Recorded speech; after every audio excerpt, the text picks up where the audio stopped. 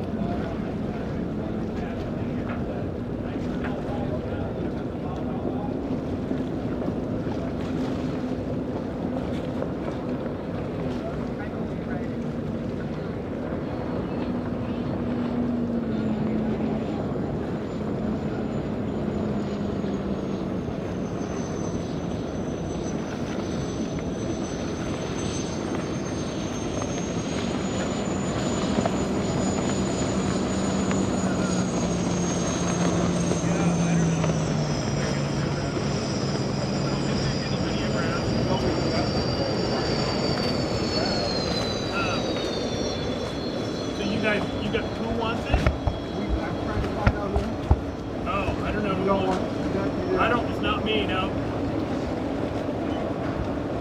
You guys asked for a copper? Yeah. Where do you want it? Right here. You want the wire right here?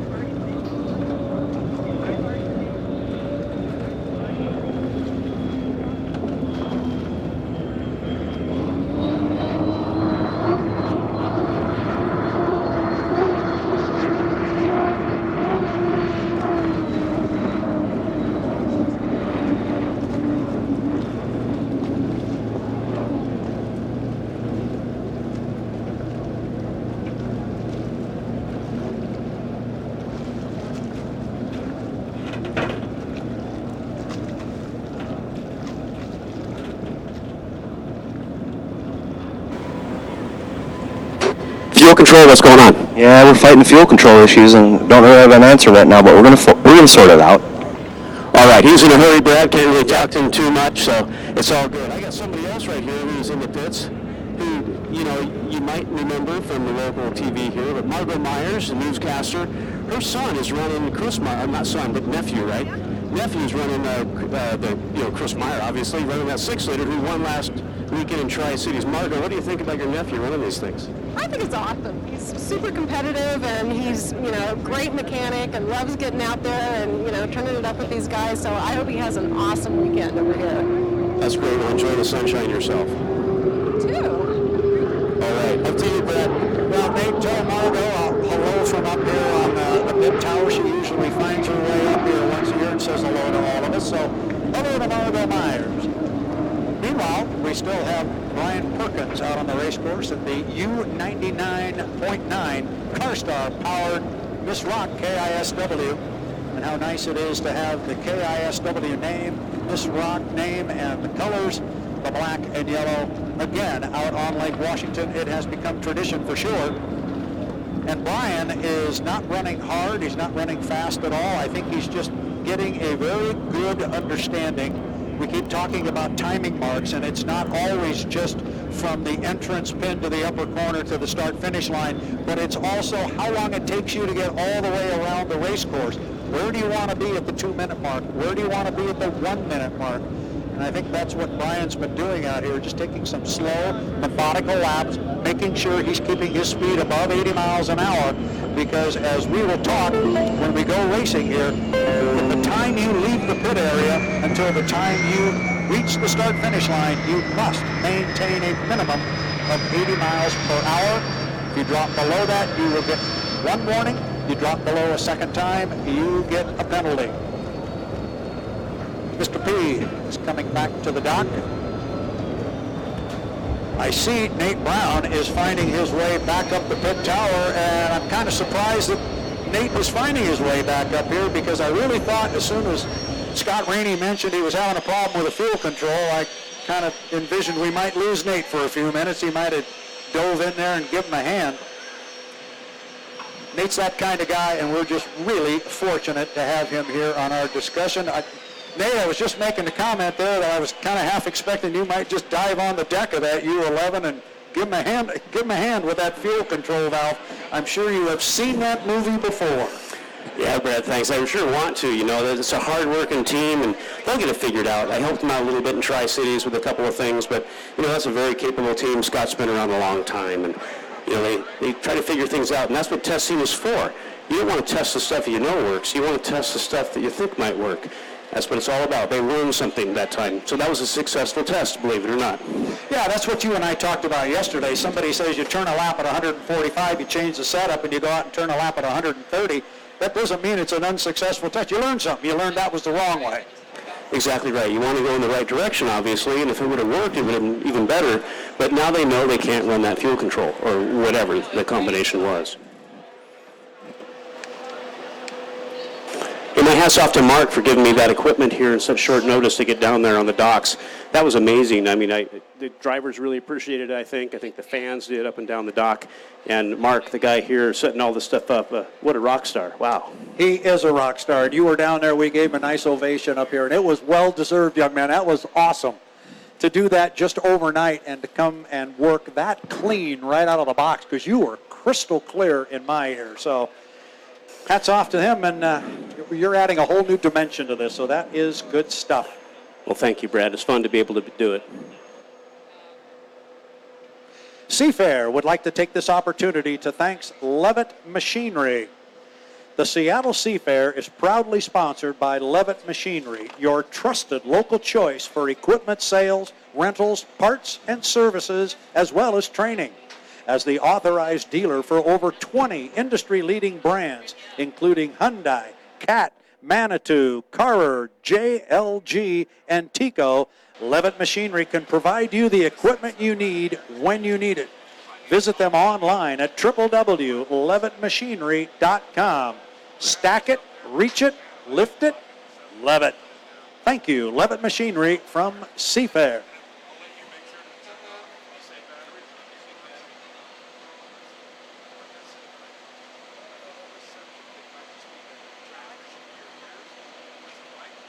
Seafair would also like to thank Diageo Smirnoff. Thank you to Seafair sponsor Smirnoff Seltzer.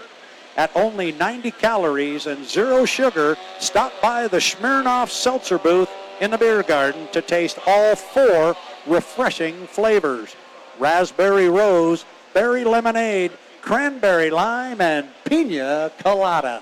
Seafair thanks Diageo Smirnoff. Well, Brad, it looks like we got one of our J-Stocks out here on the course.